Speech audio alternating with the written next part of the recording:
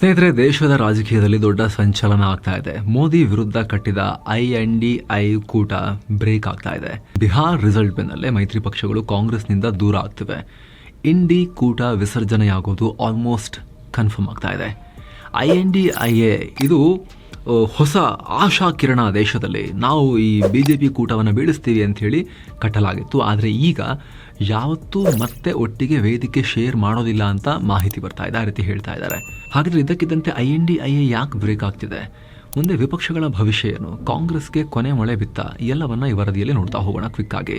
ಹಾಗೆ ಸ್ನೇಹಿತರೆ, ನೀವು ಕೂಡ ಮಸ್ತ್ ಮಗ ಪ್ರೀಮಿಯಂ ಮೆಂಬರ್ಶಿಪ್ಗೆ ವಿಡಿಯೋ ಕೆಳಗಿರೋ ಜಾಯಿನ್ ಬಟನ್ ಮೂಲಕ ಜಾಯ್ನ್ ಆಗ್ಬೋದು. ಎಲ್ಲ ಎಕ್ಸ್ಕ್ಲೂಸಿವ್ ಪ್ರತ್ಯೇಕ ಮೆಂಬರ್ ಓನ್ಲಿ ಸೀರೀಸ್ನ ವಿಡಿಯೋಸನ್ನು ಆಗ ನೀವು ಕೂಡ ನೋಡಬಹುದು.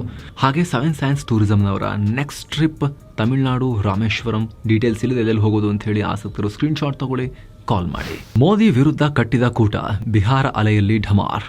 ಇಂಡಿಯಾ ಬ್ಲಾಕ್ ನರೇಂದ್ರ ಮೋದಿ ಮತ್ತು ಬಿಜೆಪಿಯನ್ನು ಚಾಲೆಂಜ್ ಮಾಡೋಕೆ 2023 ಜುಲೈ ತಿಂಗಳಲ್ಲಿ ವಿಪಕ್ಷಗಳು ಕಟ್ಟಿದ ಕೂಟ. ಬಿಜೆಪಿ ಎಲೆಕ್ಷನ್ ಮಷಿನ್, ಅದರ ವಿರುದ್ಧ ಏಕಾಂಗಿಯಾಗಿ ಹೋರಾಡಿದ್ರೆ ಗೆಲ್ಲೋದು ಸುಳ್ಳು ಅಂತ ಗುಂಪಾಗಿ ಹೋರಾಡೋಣ ಅಂತ ಹೇಳಿ ಇದನ್ನು ಮಾಡಲಾಗಿತ್ತು. ಆದ್ರೀಗ 2 ವರ್ಷದಲ್ಲಿ ಅಳಿವಿನಂಚಿಗೆ ತಲುಪಿದೆ. ಬಿಹಾರ ಸೋಲು INDIA ಕೂಟಕ್ಕೆ ಬೆನ್ನೆಲುಬನ್ನೇ ಮುರಿದಂಗಾಗಿದೆ. ಇಡೀ ಕೂಟ 50 ಸೀಟ್ ದಾಟಲಿಲ್ಲ. ಹೀಗಾಗಿ ಅಲಯನ್ಸ್ ಕಾಂಗ್ರೆಸ್ ಜೊತೆಗಿನ ತಮ್ಮ ಸಂಬಂಧವನ್ನ ರೀಇವ್ಯಾಲ್ಯೂಯೇಟ್ ಮಾಡ್ತಾ ಇದ್ದಾರೆ ಅನ್ನೋ ರಿಪೋರ್ಟ್ಸ್ ಬರ್ತಾ ಇದ್ದಾವೆ. ರಿಸಲ್ಟ್ ನಂತರ ಕಾಂಗ್ರೆಸ್ನ ವೋಟ್ ಚೋರಿ ಅಜೆಂಡಾವನ್ನ ಇವರ್ಯಾರು ಕೂಡ ಒಪ್ಪೋಕೆ ರೆಡಿ ಇಲ್ಲ. ಅದನ್ನು ನಂಬಿಕೊಂಡು ಚುನಾವಣೆ ಮಾಡೋಕೆ ರೆಡಿ ಇಲ್ಲ. ಅಲಯನ್ಸ್ ಒಳಗಡೆ ಕಾಂಗ್ರೆಸ್ ಸಂಪೂರ್ಣ ಐಸೋಲೇಟ್ ಆಗ್ತಾ ಇದೆ. ಕಾಂಗ್ರೆಸ್ ಕೂಡ ಮಿತ್ರ ಪಕ್ಷಗಳು ತಮ್ಮ ಜೊತೆ ಸೇರೋಕೆ ಹಿಂಜರಿತಾ ಇದ್ದಾರೆ ಅಂತ ಇಂಟರ್ನಲ್ಲಿ ಒಪ್ಕೊಂಡಿದೆ. ಟಾಟಾ ಹೇಳಿದ TMC DMK. ರಾಷ್ಟ್ರೀಯ ಮಾಧ್ಯಮಗಳ ರಿಪೋರ್ಟ್ ಪ್ರಕಾರ ಈಗ ಆಲ್ರೆಡಿ 2 ಪಕ್ಷಗಳು ಕೂಟ ಬೇಡ ಅಂದಿವೆ. ದಿಲ್ಲಿಯಲ್ಲಿ ಆಪ್ ಈಗ ಆಲ್ರೆಡಿ ದೂರ ಆಗಿತ್ತು. ಅಸೆಂಬ್ಲಿಯಲ್ಲಿ ಒಬ್ಬಂಟಿಯಾಗಿ ಸ್ಪರ್ಧೆ ಮಾಡಿತ್ತು. ಈಗ ಮುಂದಿನ ಚುನಾವಣೆಗಳಲ್ಲೂ ಇದೇ ನೀತಿಯನ್ನು ಫಾಲೋ ಮಾಡೋದಾಗಿ ಹೇಳಿದೆ. ಅತ್ತ ಬಂಗಾಳದಲ್ಲಿ TMC ಕೂಡ ಕೂಟದಿಂದ ಅಂತರ ಕಾಯ್ದುಕೊಳ್ಳೋ ಮಾತನಾಡಿದೆ. ಲೋಕಸಭೆಯಲ್ಲೂ ಕೂಡ TMC ಬಂಗಾಳದಲ್ಲಿ ತನ್ನ ಸೀಟುಗಳನ್ನು ಬಿಟ್ಟುಕೊಟ್ಟಿರಲಿಲ್ಲ. ಬಾಹ್ಯ ಬೆಂಬಲ ಕೊಡ್ತೀವಿ, ಆದರೆ ಸೀಟ್ ಮಾತ್ರ ಬಿಟ್ಟುಕೊಡಲ್ಲ ಅಂತ ಹೇಳಿತ್ತು. ಈಗ ಮುಂದೇನೂ ಹಾಗೆ ಮಾಡ್ಬೋದು. ಕೂಟದೊಂದಿಗೆ ಗುರುತಿಸ್ಕೊಳ್ಳಲ್ಲ, ಕಾಂಗ್ರೆಸ್ಗೆ ಸೀಟ್ಸನ್ನು ನಾವು ಕೊಡಲ್ಲ ಅನ್ನೋ ಲೆಕ್ಕಾಚಾರದಲ್ಲಿ TMC ಇದೆ. ಮತ್ತೊಂದು ಕಡೆ DMK ಕೂಡ ಇದೇ ಹಾದಿ ತುಳಿಬಹುದು. DMKಯೊಂದಿಗೆ ಮುಂಚಿನಷ್ಟು ಹೊಂದಾಣಿಕೆ ಆಗ್ತಾ ಇಲ್ಲ. ಅದರಲ್ಲೂ ಕೂಡ ಈ ನೆಹರು ಗಾಂಧಿ ಕುಟುಂಬ TVK ವಿಜಯ್ಗೆ ರೀಚ್ ಔಟ್ ಮಾಡಿದ್ದು ಸ್ಟಾಲಿನ್ಗೆ ಸಿಟ್ಟು ಬರೆಸಿದೆ. ಇದರ ಬಗ್ಗೆ DMK ಕೂಡ ಕಾಂಗ್ರೆಸ್ ಬಗ್ಗೆ ಅನುಮಾನಗಳನ್ನು ಹೊಂದಿದೆ, ಡೌಟ್ಸನ್ನು ಹೊಂದಿದೆ. ಇದಕ್ಕೆ ಸಾಕ್ಷಿ ಎನ್ನುವಂತೆ 1 ವರ್ಷದಿಂದ INDIA ಬ್ಲಾಕ್ನಲ್ಲಿ ಯಾವುದೇ ಮೀಟಿಂಗ್ ಆಗಿಲ್ಲ. ಕೊನೆ ಮೀಟಿಂಗ್ ಲೋಕಸಭೆಯ ಮುಂಗಾರು ಅಧಿವೇಶನಕ್ಕೂ ಮುಂಚೆ, ಅದು ಕೂಡ SIR ಇಶ್ಯೂಗಾಗಿ, ಚುನಾವಣಾ ಆಯೋಗದ ಮತದಾರರ ಪಟ್ಟಿಯನ್ನು ರಿವಿಷನ್ ಮಾಡೋ ಇಶ್ಯೂಗೆ ಸಂಬಂಧಪಟ್ಟಂತೆ ನಡೆದಿತ್ತು. ಈ ಮೊದಲು ಪ್ರತಿ ತಿಂಗಳು ದೇಶದ ಒಂದೊಂದು ಭಾಗದಲ್ಲಿ ಮೀಟಿಂಗ್ ನಡೆಸಬೇಕು ಅನ್ನೋ ತೀರ್ಮಾನ ಆಗಿತ್ತು.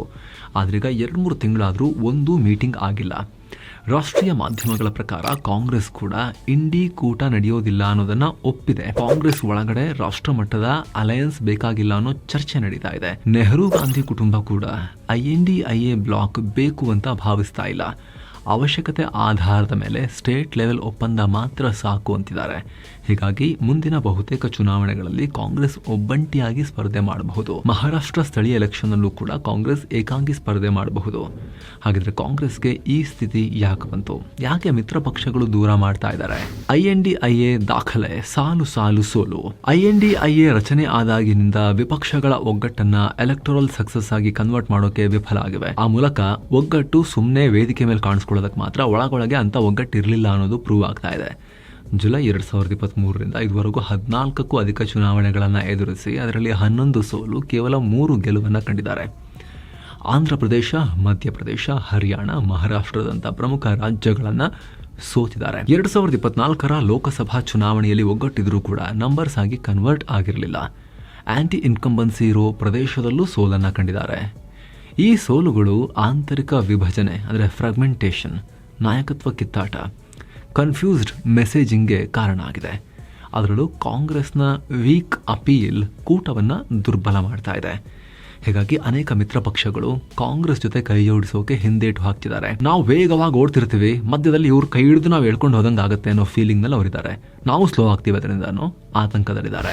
ರಾಷ್ಟ್ರದಲ್ಲಿ ಒಗ್ಗಟ್ಟು, ರಾಜ್ಯದಲ್ಲಿ ಇಕ್ಕಟ್ಟು, ಇದು ಒಂದು ಮುಖ್ಯವಾಗಿರೋ ಫ್ಯಾಕ್ಟರ್. ಅಟ್ಲೀಸ್ಟ್ ರಾಷ್ಟ್ರ ಮಟ್ಟದಲ್ಲಿ ಲೀಡರ್ಗಳೆಲ್ಲ ಸೇರಿದಾಗ ಕೂಟ ಮಾಡೋಣ. ಯಾಕಂದ್ರೆ ರಾಷ್ಟ್ರ ಮಟ್ಟದಲ್ಲಿ ಮೋದಿ, ಅಮಿತ್ ಶಾ, ಈ BJP ಒಂದು ಯೂನಿಟ್ ಆಗಿ ಕಾಣಿಸ್ತಾರೆ. ಅವರ ವಿರುದ್ಧ ನಾವೊಂದು ಯೂನಿಟ್ ಆಗಿ ಫೈಟ್ ಮಾಡಬೇಕು ಅನ್ನೋದು ಎಲ್ಲರ ಮೈಂಡಲ್ಲೂ ಇತ್ತು. ಆದ್ರೆ ತಳಮಟ್ಟದಲ್ಲಿ ರಾಜ್ಯಗಳಲ್ಲಿ ಅದು ಉಲ್ಟಾ ಆಗುತ್ತೆ ಬಂದಾಗ. ಒಂದೊಂದು ರಾಜ್ಯದಲ್ಲೂ ಕೂಡ ಅವರವರೊಳಗಡೆನೆ ಹೊಡೆದಾಟ ಇದೆ. ಪಶ್ಚಿಮ ಬಂಗಾಳದಲ್ಲಿ ಮಮತಾ ಬ್ಯಾನರ್ಜಿ ಅವರಿಗೆ ರಾಹುಲ್ ಗಾಂಧಿ ಇಷ್ಟ ಇಲ್ಲ, ಸೋನಿಯಾ ಗಾಂಧಿಯೊಂದಿಗೆ ಕೆಲಸ ಮಾಡೋಕೆ ಇಷ್ಟ ಇಲ್ಲ. ಯಾಕಂದ್ರೆ ಬಂಗಾಳದಲ್ಲಿ ಕಾಂಗ್ರೆಸ್ ಹೊಣೆಗಾರಿಕೆ, ಒಂದು ಜವಾಬ್ದಾರಿ, ಒಂದು ಭಾರ, ಅದು ಲಯಬಿಲಿಟಿ. ಜೊತೆಗೆ ಕಾಂಗ್ರೆಸ್ ಕೂಡ ಮಮತಾರನ್ನ ಫೈಟ್ ಮಾಡೋ ತಾಕತ್ತಿದ್ದ ಲೀಡರ್ಗಳನ್ನೆಲ್ಲ ಬೇಗ ಮೂಲೆ ಗುಂಪು ಮಾಡಿದ್ದು ಬ್ಯಾಕ್ ಫೈರ್ ಆಗಿದೆ. ಕಳೆದ ಬಾರಿ ಕಾಂಗ್ರೆಸ್ 91ರಲ್ಲಿ ಒಂದು ಸೀಟ್ ಗೆದ್ದಿರಲಿಲ್ಲ, ಒಂದು ಸೀಟ್. ತಮಿಳುನಾಡಲ್ಲಿ ಈಗ ಆಲ್ರೆಡಿ ಹೇಳಿದ ಹಾಗೆ ಡಿಎಂಕೆ ಕಾಂಗ್ರೆಸ್ ಸಂಬಂಧ ಟಿವಿಕೆ ವಿಜಯ್ ವಿಚಾರದಿಂದ ಹಾಳಾಗ್ತಾ ಇದೆ. ಕಾಂಗ್ರೆಸ್ನವರು ಟಿವಿಕೆಗೆ ನೈಸ್ ಹೊಡೆಯಕ್ಕೆ ಹೋದ್ರು ಅಂತ ಹೇಳಿ ಡಿಎಂಕೆ ಬೇಜಾರು ಮಾಡ್ಕೊಂಡಿದೆ. ಇಲ್ಲೂ ಕೂಡ ಡಿಎಂಕೆ ಹೆಗಲ ಮೇಲೆ ಹತ್ತಿ ಕೂತ್ಕೊಂಡು ಕಾಂಗ್ರೆಸ್ ಹೋಗ್ತಿತ್ತು ಬಿಟ್ರೆ, ಅವ್ರನ್ನ ಡ್ರಾಪ್ ಮಾಡಿದ್ರೆ ಡಿಎಂಕೆಗೆ ನಂತ ಬಹಳ ಡ್ಯಾಮೇಜ್ ಆಗಲ್ಲ. ಕಳೆದ ಬಾರಿ ಕಾಂಗ್ರೆಸ್ ವೋಟ್ ಶೇರ್ 5%ಗಿಂತ ಕಮ್ಮಿ ಇತ್ತು. ಕೇರಳದಲ್ಲಿ ಲೆಫ್ಟ್ ಮತ್ತು ಕಾಂಗ್ರೆಸ್ ಇಬ್ಬರೂ ರಾಜಕೀಯ ಎದುರಾಳಿ. ಅಸ್ಸಾಂನಲ್ಲಿ ಕಾಂಗ್ರೆಸ್ ಸಂಪೂರ್ಣವಾಗಿ ಸೋಲೋ. ಗೋವಾ, ಉತ್ತರಾಖಂಡ್, ಪಂಜಾಬ್, ಆಂಧ್ರದಲ್ಲೂ ಕಾಂಗ್ರೆಸ್ ಸ್ಟ್ರಗಲ್ ಮಾಡ್ತಾ ಇದೆ. ಎಸ್ಪಿ ಕೂಡ ಮುಂದೆ ಕಾಂಗ್ರೆಸ್ಗೆ ಯುಪಿನಲ್ಲಿ 30ಕ್ಕಿಂತ ಹೆಚ್ಚು ಸೀಟನ್ನು ಅಸೆಂಬ್ಲಿ ಎಲೆಕ್ಷನ್ ಅಲ್ಲಿ ಕೊಡಲ್ಲ ಅಂತ ಕೂತ್ಕೊಂಡಿದೆ. ರಾಹುಲ್ ನಾಯಕತ್ವದ ಬಗ್ಗೆ ಅಸಮಾಧಾನ. ರಾಹುಲ್ ಹೊಸ ವಿಚಾರಗಳನ್ನ ತರ್ತಾ ಇಲ್ಲ. ಯುವ ನಾಯಕ ಅನ್ನೋ ಟ್ಯಾಗ್ ಕೂಡ ಈಗ ಹಳದಾಗ್ತಿದೆ. ಯಾಕಂದ್ರೆ ಯುವ ನಾಯಕ ಅಂತ ಹೇಳಕ್ ಶುರು ಮಾಡಿನೇ 20 ವರ್ಷ ಆಯ್ತು. ಯಾರೂ ನಂಬ್ತಾ ಇಲ್ಲ. ಕೇವಲ ಸೈದ್ಧಾಂತಿಕ ಟೀಕೆ ಮಾಡೋದನ್ನೇ ರಾಜಕೀಯ ಮಾಡ್ಕೊಂಡ್ಬಿಟ್ಟಿದ್ದಾರೆ. ವೋಟ್ ಚೋರಿಯಿಂದ ಚುನಾವಣಾ ವ್ಯವಸ್ಥೆ ಮೇಲೆ ಅನುಮಾನ ವ್ಯಕ್ತಪಡಿಸಿದ್ರು ಅವರು. ಆದರೆ ಆ ಹೇಳಿಕೆಯನ್ನ ಬ್ಯಾಕ್ಔಟ್ ಮಾಡುವಂತ ಯಾವುದೇ ಸಾಕ್ಷ್ಯಗಳನ್ನ ಮುಂದಿಡಲಿಲ್ಲ. ತಾರ್ಕಿಕ ಅಂತ್ಯಕ್ಕೆ ತಗೊಂಡು ಹೋಗಲಿಲ್ಲ. ಕೇವಲ ಚುನಾವಣಾ ಮತದಾರರ ಪಟ್ಟಿಯಲ್ಲಿರೋ ಲೋಪದೋಷಗಳು ನಮ್ಮಲ್ಲಿ ಯಾವಾಗಲೂ ಇದೆ. ಅದು ಆಧಾರ್ ಕಾರ್ಡ್ ಇಂದ ಹಿಡಿದು ಎಲ್ಲ ಸರ್ಕಾರ ಡಾಕ್ಯುಮೆಂಟ್ಗಳಲ್ಲಿ ಡಬಲ್ ಎಂಟ್ರಿ, ಫೇಕ್ ಎಂಟ್ರಿ, ಯಾವುದೋ ವಿದೇಶಿಯರ ಹೆಸರು, ಇವೆಲ್ಲ ಮುಂಚಿನಿಂದಲೂ ಇದೆ. ಅಂತಹ ಲೋಪದೋಷಗಳನ್ನ ಇಟ್ಕೊಂಡು ಎಲೆಕ್ಷನ್ನೇ ಹೈಜಾಕ್ ಆಗಿದೆ. ಡೆಮೋಕ್ರಸಿನೇ ಇಲ್ಲ ಅನ್ನೋ ರೀತಿಯಲ್ಲಿ ಪ್ರೊಜೆಕ್ಟ್ ಮಾಡೋಕೆ ಪ್ರಯತ್ನ ಪಟ್ಟರು. ಅವರೆಲ್ಲ ಬಿಜೆಪಿ ವೋಟ್ ಹಾಕಿದ್ದಾರೆ ಅನ್ನೋ ರೀತಿಯಲ್ಲಿ ರಾಹುಲ್ ಗಾಂಧಿ ಪ್ರೊಜೆಕ್ಟ್ ಮಾಡೋಕೆ ಪ್ರಯತ್ನ ಪಟ್ಟರು. ಲಕ್ಷ ವೋಟ್ ಅನ್ನ ಡಿಲೀಟ್ ಮಾಡಿದ್ದಾರೆ ಅನ್ನೋದನ್ನ ಹೇಳಿದ್ರು. ಆದ್ರೆ ಒಂದು ವೋಟ್ ಡಿಲೀಟ್ ಆದ್ರೂ ಕೂಡ ಅವನು ಬೀದಿಗೆ ಬಂದು ನನ್ನ ವೋಟ್ ಡಿಲೀಟ್ ಆಗಿದೆ ಅಂತ ಹೇಳ್ತಾನೆ. ನೋಡಿ, ನಾನು ಇಲ್ಲಿದ್ದೀನಿ, ನಿವಾಸಿ, ನನ್ನ ವೋಟ್ ಇಲ್ಲ ಅಂತ. ಹಾಗೆ ಪ್ರತಿ ಬೂತ್ ಅನ್ನ ಕೂಡ ಎಲ್ಲಾ ರಾಜಕೀಯ ಪಕ್ಷಗಳು ಮಾನಿಟರ್ ಮಾಡ್ತಾರೆ. ಯಾವ ಏರಿಯಾದಲ್ಲಿ ಯಾರಿದ್ದಾರೆ, ಯಾರು ಬಂದ್ರು, ಯಾರು ಹೋದ್ರು ಎಲ್ಲ ಮಾನಿಟರ್ ಮಾಡ್ತಾರೆ. ಅಂತದ್ರಲ್ಲಿ ಲಕ್ಷ ವೋಟ್ ಡಿಲೀಟ್ ಬಿಡಿ, 10-15 ವೋಟ್ ಜೆನ್ಯೂನ್ ಲಿವಿಂಗ್ ಬದುಕಿರೋ ವ್ಯಕ್ತಿಗಳು ಡಿಲೀಟ್ ಆದ್ರೂ ಕೂಡ ಇಶ್ಯೂ ಆಗುತ್ತೆ. ಲಕ್ಷ ವೋಟ್ ಭಾರತದಲ್ಲಿ ಡಿಲೀಟ್ ಆಗೋದು ಇಂಪಾಸಿಬಲ್, ಬದುಕಿರೋ ವ್ಯಕ್ತಿಗಳದ್ದು ಡಿಲೀಟ್ ಆಗೋದು. ಹಾಗಾಗಿ ಬಿಹಾರದಲ್ಲೂ ಕೂಡ ಜನ ಇದಕ್ಕೆ ಮಹತ್ವನೇ ಕೊಡ್ಲಿಲ್ಲ. ಚೂರು ಕಿಮ್ಮತ್ತನ್ನ ವೋಟರ್ಸ್ ಕೊಡ್ಲಿಲ್ಲ ಬಿಹಾರದಲ್ಲಿ. ಜೊತೆಗೆ ರಾಹುಲ್ರ ಕೆಲ ಹೇಳಿಕೆಗಳು ಮಿತ್ರ ಪಕ್ಷಗಳನ್ನು ಮುಜುಗರ ಮಾಡಿದ್ವು. ಉದಾಹರಣೆಗೆ ಮಹಾರಾಷ್ಟ್ರದಲ್ಲಿ ಚುನಾವಣೆ ವೇಳೆನೆ ಸಾವರ್ಕರ್ ಬಗ್ಗೆ ಅವರು ಕೊಟ್ಟಂತ ಹೇಳಿಕೆಗಳು ಎನ್ಸಿಪಿ ಮತ್ತು ಶಿವಸೇನೆಗೆ ಮುಜುಗರ ಉಂಟು ಮಾಡಿದ್ವು. ಹೀಗಾಗಿ ಕಾಂಗ್ರೆಸ್ ಹೊರೆಯನ್ನ ಹೊರೋಕೆ ಇವರು ಯಾರು ಆಸಕ್ತಿಯನ್ನ ತೋರಿಸ್ತಾ ಇಲ್ಲ. ಕಾರ್ಯಕರ್ತರಿಗೆ ಆತ್ಮವಿಶ್ವಾಸ ಇಲ್ಲ. ಕಾಂಗ್ರೆಸ್ಗೆ ಸೋಲಾದ ರಾಜ್ಯಗಳಲ್ಲಿ ಕಾರ್ಯಕರ್ತರು ಪಕ್ಷ ತೊರಿತಾ ಇದ್ದಾರೆ. ಬಿಹಾರದ ಕೌಂಟಿಂಗ್ ಆರಂಭ ಆಗ್ತಿದ್ದ ಹಾಗೆ ಕ್ಯಾಂಪೇನ್ ಇನ್ಚಾರ್ಜ್ ಬ್ಯಾಗ್ಸ್ ಪ್ಯಾಕ್ ಮಾಡಿ ಹೋದ್ರು. ಇದರಿಂದ ಕಾರ್ಯಕರ್ತರಿಗೆ ಮುಂದೇನ್ ಮಾಡಬೇಕು ಅನ್ನೋ ಮಾರ್ಗದರ್ಶನನೇ ಇರಲಿಲ್ಲ, ಗೈಡೆನ್ಸ್ ಕೊಡೋರು ಇರಲಿಲ್ಲ. ಮಮತಾ ಬ್ಯಾನರ್ಜಿ, ಬಿಜೆಪಿ ನಾಯಕರು ಸೋತ ನಂತರ ಕೂಡ ತಮ್ಮ ಕ್ಷೇತ್ರಗಳಿಗೆ ಹೋಗಿ ಕಾರ್ಯಕರ್ತರ ಆತ್ಮವಿಶ್ವಾಸ ಬಲಪಡಿಸೋಕೆ ನೋಡ್ತಾರೆ. ಆದ್ರೆ ಕಾಂಗ್ರೆಸ್ ನಲ್ಲಿ ಅಂತ ಕೆಲಸ ಆಗ್ತಿಲ್ಲ. ಒಡಿಶಾ, ಯುಪಿ, ಆಂಧ್ರ ಪ್ರದೇಶ ಎಲ್ಲಾ ಕಡೆ ಹೀಗೆ ಆಗಿತ್ತು. ಬಹಳ ಸಲ ಕಾಂಗ್ರೆಸ್ ಸೋತ ನಂತರ ಆ ಸೀಟ್ ನ ಈಸಿಯಾಗಿ ಬಿಟ್ಕೊಟ್ಟು ಬಿಡುತ್ತೆ ಅನ್ನೋದು ಆರೋಪ ಇದೆ. ನಾ ಸೋತ್ವಾ ಬಿಡು, ಬೇರೆ ಯಾವ್ದಾರು ಆಗುತ್ತೆ ನೋಡೋಣ, ಇದನ್ನ ಬಿಟ್ಬಿಡು ಅಂತ ನಿರಾಸಕ್ತಿ. ರಾಹುಲ್ ಗಾಂಧಿ ಬಿಹಾರ ಸೋಲು ತೀರಾ ವರಿಪಡುವಂತ ವಿಚಾರ ಅಲ್ಲ ಅಂತ ಹೇಳಿದ್ದು ಕೂಡ ಕಾಂಗ್ರೆಸ್ ಕಾರ್ಯಕರ್ತರಿಗೆ ಆಘಾತ ಉಂಟು ಮಾಡಿತ್ತು. ಹೌದಾ, ಇದು ವರಿ ಮಾಡುವಂತ ವಿಚಾರ ಅಲ್ವಾ, ಏನ್ ಕತೆ, ನಮ್ಮ ಲೀಡರ್ ಹೆಂಗ್ ಹೇಳಿದ್ರೆ ಅನ್ನೋ ಆತಂಕ ಕಾರಣ ಆಗಿತ್ತು. ಆದ್ರೂ ಕೂಡ ಕಾಂಗ್ರೆಸ್ ಒಂದಷ್ಟು ಸೀಟ್ಗಳನ್ನ ಬಾರ್ಗೇನ್ ಮಾಡಿ ಇಸ್ಕೊಳ್ಳುವಲ್ಲಿ ಯಶಸ್ವಿ ಆಗ್ತಾ ಇತ್ತು. ಅವರಿಗೆ ಅಟ್ಲೀಸ್ಟ್ ನಾವು ಮುಸ್ಲಿಂ ವೋಟನ್ನ ತರ್ತೀವಿ ಅನ್ನೋ ಕಾನ್ಫಿಡೆನ್ಸ್ ಇತ್ತು. ಆದ್ರೆ ಮುಸ್ಲಿಮರು ಕೂಡ ಈ ಬಾರಿ ಕಾಂಗ್ರೆಸ್ ನ ಕೈ ಬಿಟ್ಟಿದ್ದಾರೆ. ಬಿಹಾರದಲ್ಲಿ ಮುಸ್ಲಿಮರು ಕೂಡ ಕಾಂಗ್ರೆಸ್ ವೋಟ್ ಹಾಕಿಲ್ಲ. ಅವರು ನಮ್ದೇ ಪಾರ್ಟಿ ಇರ್ಲಿ ಅಂತ ಹೇಳಿ ಓವೈಸಿ ಪಾರ್ಟಿ ವೋಟ್ ಹಾಕಿದ್ದಾರೆ. ಓವೈಸಿ ಪಾರ್ಟಿ ಕಾಂಗ್ರೆಸ್ ಗಿಂತ ಅದ್ಭುತವಾಗಿ ಪರ್ಫಾರ್ಮ್ ಮಾಡಿದೆ. ಸ್ಟ್ರೈಕ್ ರೇಟ್ ನೋಡಿ, ಅವರು 5 ಸೀಟ್ ಗೆದ್ದಿದ್ದಾರೆ ಓವೈಸಿ ಪಾರ್ಟಿಯವರು ಬಿಹಾರದಲ್ಲಿ.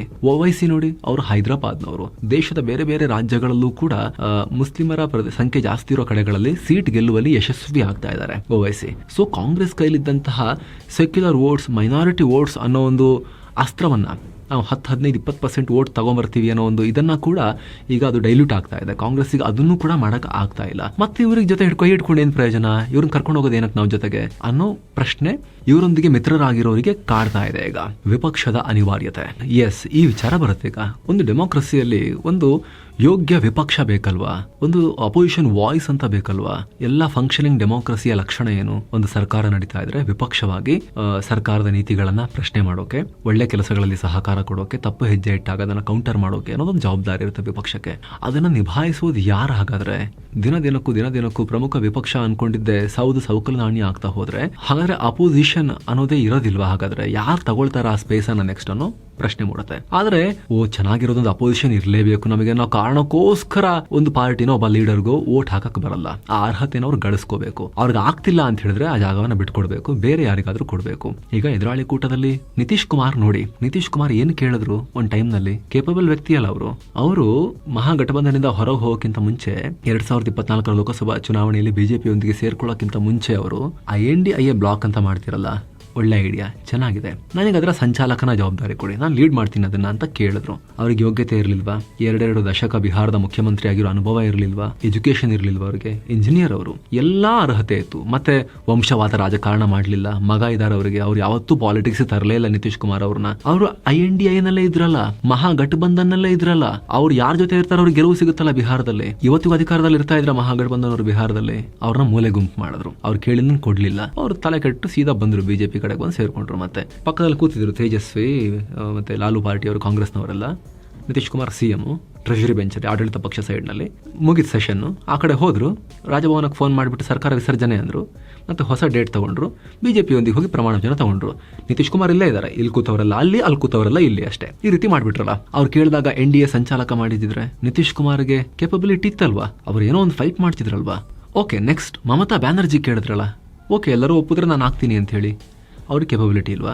ಸಿಂಗಲ್ ಹ್ಯಾಂಡೆಡ್ಲಿ ಅಷ್ಟು ದೊಡ್ಡ ರಾಜ್ಯದಲ್ಲಿ ಅಂಥ ಎಡಪಕ್ಷಗಳ ಭಯಾನಕ ಏನು ಒಂಥರ ಅಲ್ಲಿ ಕೆಂಪು ಪಾಲಿಟಿಕ್ಸ್ ನಡೆಯುತ್ತೆ, ಅಲ್ಲಿ ರಕ್ತದ ಪಾಲಿಟಿಕ್ಸ್ ನಡೆಯುತ್ತೆ. ಅದರ ವಿರುದ್ಧ ಒಬ್ಬ ಮಹಿಳೆಯಾಗಿ ನಿಂತು ಬಡಿದಾಡಿ ಅವ್ರಿಗೆ ಅದೇ ಮದ್ದನ್ನ ಕೊಟ್ಟು ಫೈಟ್ ಮಾಡಿ, ಈಗ TMC ಇನ್ನೊಂದು ಎಡಪಕ್ಷಗಳ ಒಂಥರ ಕೆಂಪು ಪಾಲಿಟಿಕ್ಸ್ ಅನ್ನ ಮಾಡ್ತಾ ಇದೆ.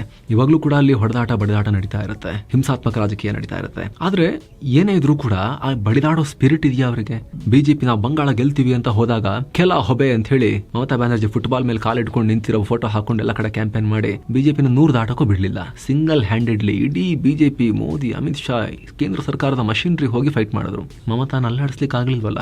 ಓಕೆ ಬಿಡಿ, ಇವರಿಬ್ರು ಸ್ಥಳೀಯ ನಾಯಕರು ಅಂತ ಆಯ್ತು. ಏನ್ ಹೇಳಿದ್ರು INDA ಕೂಟದವರು? ಏನ್ ಹೇಳಿದ್ರು ನೀವು ನೆನ್ಪಿಟ್ಕೊಳ್ಳಿ, ಕರೆಕ್ಟಾಗಿ ಚೆಕ್ ಮಾಡಿ ನೋಡಿ ಬೇಕಾದ್ರೆ ನೀವು ದಾಖಲೆಗಳನ್ನ. ಅರವಿಂದ ಕೇಜ್ರಿವಾಲ್ ಸೇರಿದ ಹಾಗೆ INDA ಕೂಟದ ಇತರರು ಕೂಡ ಮಲ್ಲಿಕಾರ್ಜುನ ಖರ್ಗೆ ಅವರನ್ನ ಪ್ರಧಾನಮಂತ್ರಿ ಅಭ್ಯರ್ಥಿ ಅಂತ ಘೋಷಿಸೋಣ ಅಂತ ಕೇಳಿದ್ರು. ದೇಶವ್ಯಾಪಿ ಕಾಂಗ್ರೆಸ್ದೇ ಅಭ್ಯರ್ಥಿ, ಹಿರಿಯ ನಾಯಕರು, ಕರ್ನಾಟಕದವರು ಕೂಡ ಅವ್ರು ಯಾವತ್ತೂ CM ಆಗ್ಬೇಕಾಗಿತ್ತು, ಅವ್ರು ಆಗಿಲ್ಲ ಅನ್ನೋದು ತುಂಬಾ ಜನರಲ್ ಮನಸ್ಸಲ್ಲಿದೆ. ಅಟ್ಲೀಸ್ಟ್ ಕ್ಯಾಂಡಿಡೇಟ್ ಅಂತ ಮಾಡ್ಬೋದಾಗಿತ್ತಾ? ಇಡೀ ದೇಶಕ್ಕೊಂದು ಮೆಸೇಜ್ ಪಾಸ್ ಮಾಡ್ಬೋದಾಗಿತ್ತಾ? ಎಲ್ಲ ಪಕ್ಷಗಳು ಸಾಲಿಡ್ ಆಗಿ ನಿಲ್ತಾ ಇದ್ರ?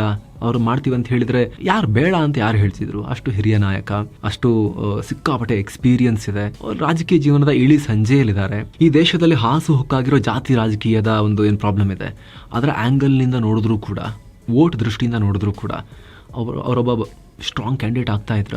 ಮೋದಿ ವರ್ಸಸ್ ಖರ್ಗೆ ಅಂತ ಮಾಡಿ ಎಲೆಕ್ಷನ್ ನಡೆಸಬಹುದಾಗಿತ್ತಾ? ಪ್ರಯತ್ನ ಪಟ್ಟು ನೋಡ್ಬೋದಾಗಿತ್ತಾ ಈ ರಾಹುಲ್ ಗಾಂಧಿ ಬದಲಿಗೆ? ಒಂದು ಬಾಯಿ ಬಿಟ್ರ ತುಟಿ ಪಿಟಿ ಕಂದಿಲ್ವಲ್ಲ. ಸಂತೋಷ, ನಮ್ಮ ಪಕ್ಷದ ನಾಯಕನಿಗೆ ನೀವೆಲ್ಲ ಹೇಳ್ತಾ ಇದ್ದೀರಾ, ನಾವು ಚರ್ಚೆ ಮಾಡ್ತೀವಿ ಅಂತ ನಾನು ಹೇಳಿದ್ರ? ಕಾಂಗ್ರೆಸ್ನವರು ಒಂದು ಬಾಯಿ ಬಿಟ್ರ? ಕರ್ನಾಟಕದ ಕಾಂಗ್ರೆಸ್ ಲೀಡರ್ ಆದ್ರೂ ಕೂಡ ಹಾ ಸೂಪರ್ ಅಂತ ಹೇಳಿದ್ರ?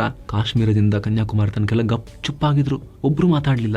ಎಲ್ಲಿ ಏನ್ ಮಾತಾಡ್ಬಿಟ್ರೆ ಖರ್ಗೆ ಅವ್ರ ಪರವಾಗಿ ರಾಹುಲ್ ಗಾಂಧಿ ಮತ್ತು ಫ್ಯಾಮಿಲಿಗೆ ಸಮಸ್ಯೆ ಆಗ್ಬಿಡುತ್ತೋ, ಬೇಜಾರಾಗ್ಬಿಡುತ್ತೋ ಅನ್ನೋ ಆತಂಕದಲ್ಲಿದ್ರು, ಹೆದರ್ಕೊಂಡಿದ್ರು ಅವರೆಲ್ಲರೂ ಕೂಡ. ಫಸ್ಟ್ ಫ್ಯಾಮಿಲಿ ಅವರಂತೂ ಅವ್ರು ಏನು ಕಾಮೆಂಟ್ ಮಾಡಿಲ್ಲ ಬಿಡಿ, ಉಳಿದವರು ಕೂಡ ಮಾತಾಡಿಲ್ಲ. ಸೊ ಈ ಎಲ್ಲ ಸಮಸ್ಯೆಗಳಿಂದಾಗಿ ಒಂದು ಫಂಕ್ಷನಿಂಗ್ ಡೆಮೋಕ್ರಸಿಗೆ ಬೇಕಾದ ಪ್ರಮುಖ ಪ್ರತಿಪಕ್ಷ, ಒಂದು ಯೋಗ್ಯ ಪ್ರತಿಪಕ್ಷ ಅನ್ನುವಂತಹ ಒಂದು ಸೆಟಪ್ ಏನ್ ಬೇಕಾಗಿತ್ತು, ಅದರ ದೊಡ್ಡ ಕೊರತೆ ನಮಗೆ ಮುಂದಿನ ದಿನಗಳಲ್ಲಿ ಇನ್ನೂ ಜಾಸ್ತಿ ಕಾಣೋಕೆ ಸಿಗಬಹುದು. ಇದಕ್ಕೆ ಸಂಬಂಧಪಟ್ಟಂತೆ ನಿಮಗೆ ಏನನ್ಸುತ್ತೆ ಕಾಮೆಂಟ್ ಮಾಡಿ ತಿಳಿಸಿ. Thank you so much. ಆಗ್ಲೇ ಹೇಳಿದ ಮಸ್ತ್ ಮಗ ಪ್ರೀಮಿಯಂ ಮೆಂಬರ್ಶಿಪ್ ನಲ್ಲಿ ಆಸಕ್ತಿ ಇರೋರು ವಿಡಿಯೋ ಕೆಳಗಿರೋ ಜಾಯಿನ್ ಬಟನ್ ಮೂಲಕ ಜಾಯಿನ್ ಆಗಬಹುದು. Thank you so much. ಮತ್ತೆ ಭೇಟಿ ಆಗ್ತಿರೋಣ. ನಮಸ್ತೆ.